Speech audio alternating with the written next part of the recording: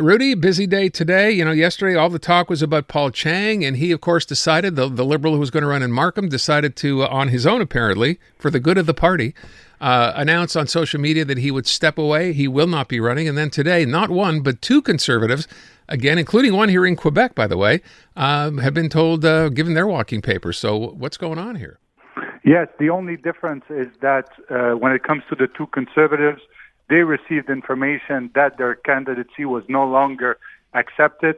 The first one in Montreal, in Laurier-Sainte-Marie, for what is, we don't have exactly what is the reason, but it's because maybe some comments he made on Twitter, former X. And when it comes to the one in Ontario, it's he made a podcast a few months ago where he said that Justin Trudeau should be hanged. Obviously, that's not something that is acceptable. But the only difference with the Liberals is that they were not defended by their leader. The party informed them that they were no longer candidates. The problem with Paul Chang is the Liberal leader, Mark Carney, yesterday defended him. And only late, I believe it was at 11:55 p.m., that we received news that he was withdrawing his candidacy. So yes, the interesting thing, and I'm talking as a former political operative, normally you do that kind of thing after April 7. Why? Because April 7 is the final date for candidate nomination. After that date, even if you withdraw, the party cannot replace you. So normally when you have opposition research on certain candidates, you do that after the deadline, so the party cannot switch with another candidate. But it looks like the fight started very early. First it was the Liberal. Now the Conservative maybe also looked at what happened with their own candidate, and just to avoid also the Liberals throwing dirt at their own candidate, they decided to cancel those two nominations. But they will be able, they still have time to put new candidates in those ridings. With respect to the Conservative candidate in the Windsor, the Ontario one that came first, I think the story was the party knew about this podcast earlier on and chose to do nothing. Why did this happen today? Do you know the details on this story?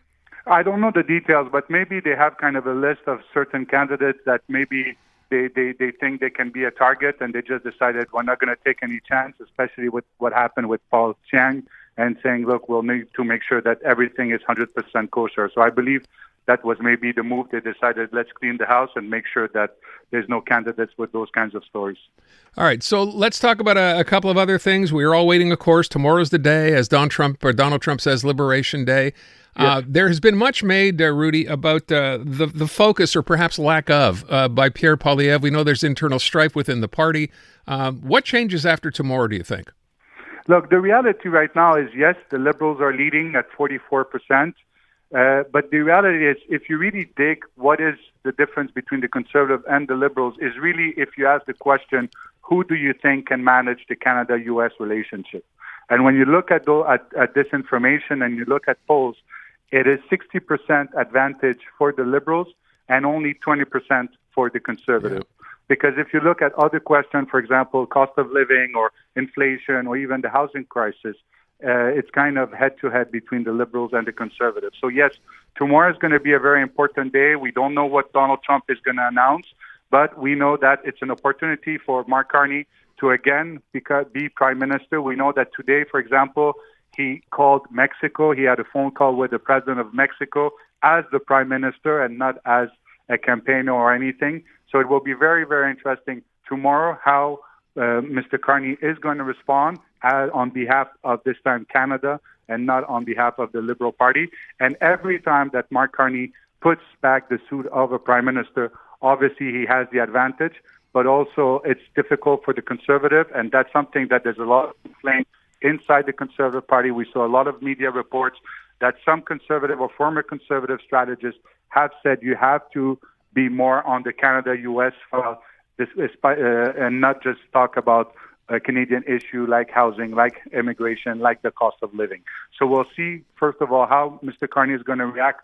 Is he going to react tomorrow? Is he going to wait 24 hours, 48 hours? That will be the question. And also to see the response of Mr. Poilievre, because right now, Canadian, when you ask them, who do you trust more on the Canada-U.S. file, they trust Mark Carney more than the Conservatives. Well, Rudy, let me ask you, as a former political strategist, I mean, what would be your advice to the Poilievre campaign right now?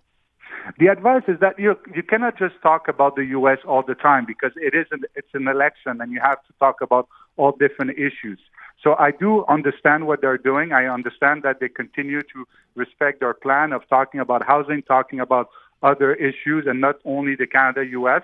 But I just believe that when there's for example, last week they announced a good measure, which was putting more money in your savings. But this is not the time to announce those kinds of measures, especially because people are worried about their future. They're worried about their job.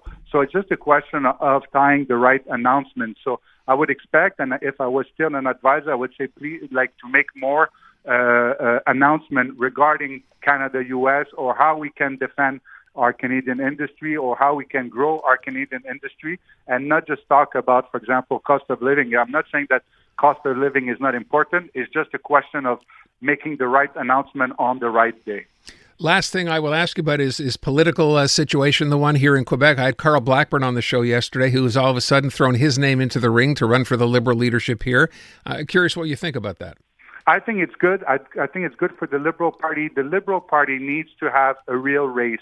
The Liberal Party needs to have strong candidates, exactly like Carl Blackburn. Now he's going to face Charles Milliard, who's also from the business world, who used to be the CEO of the Chamber of Commerce of Quebec, and obviously Pablo Rodriguez, a former federal minister. So I think that it's good because they need to, again, have their credentials when it comes to the economy.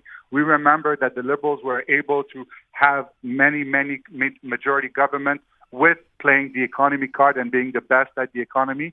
They have to win those credentials, but also they have to win votes outside of Montreal. The good thing about Carl Blackburn is that he is from Saguenay. He's a former member of the National Assembly where he won a seat in Chicoutimi. So I think it's good. It's good for the party to have those debates and that Quebecers pay attention to the Liberal race because that's one way to, being able to be front runners in the next election. So given his depth of experience, does this, in your mind, make him the front runner right now?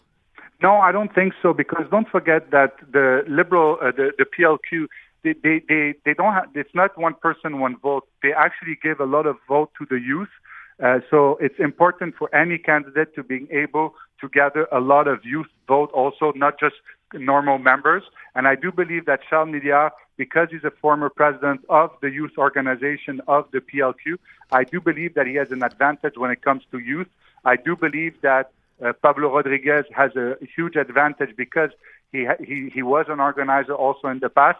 So I wouldn't say that he's a front runner. I do believe that he's going to be a very strong contender, but don't forget the youth vote because that can be key. I believe it's 1/3 of the votes that are for youth members of the Liberal Party. All right. Rudy, thanks so much. Appreciate it. Thank you.